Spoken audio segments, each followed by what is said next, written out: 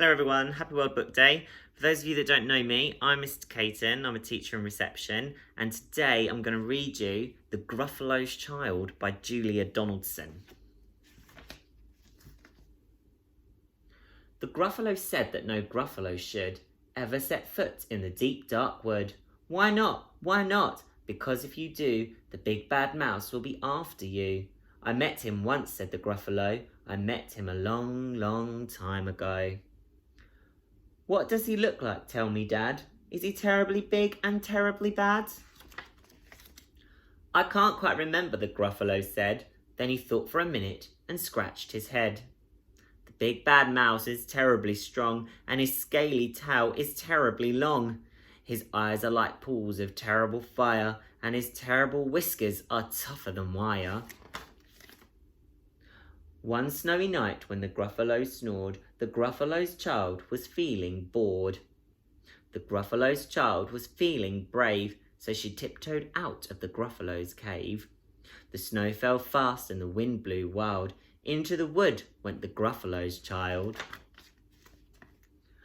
Ooh, a trail in the snow. Whose is this trail and where does it go? A tail poked out of a log pile house. Could this be the tail of the big bad mouse? Out slid the creature, his eyes were small, and he didn't have whiskers, no, none at all. You're not the mouse, not I, said the snake. He's down by the lake eating Gruffalo cake.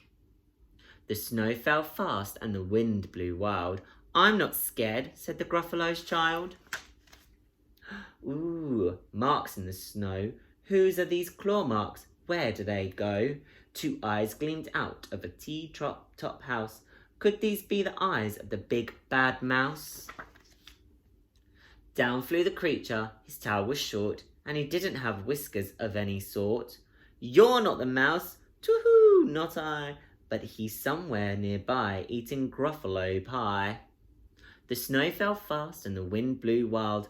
I'm not scared, said the Gruffalo's child. Ooh, a track in the snow. Whose is this track and where does it go? Whiskers at last and an underground house. Could this be the home of the big bad mouse? Out slunk the creature, his eyes weren't fiery, his tail wasn't scaly, his whiskers weren't wiry. You're not the mouse, oh no, not me, he's under a tree drinking Gruffalo tea. It's all a trick, said the Gruffalo's child as she sat on a stump where the snow lay piled. I don't believe in the big bad mouse. But here comes a little one out of his house. Not big, not bad, but a mouse at last. You'll taste good as a midnight feast.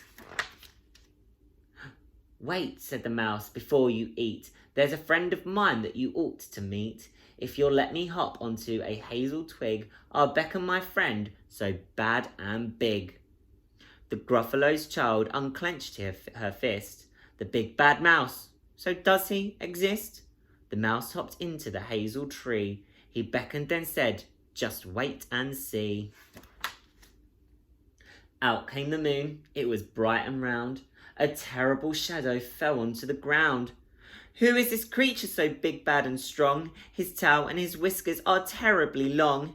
His ears are enormous and over his shoulder he carries a nut as big as a boulder.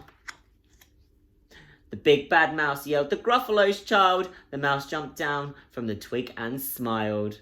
Ah, ooh, prints in the snow. Whose are these footprints? Where do they go?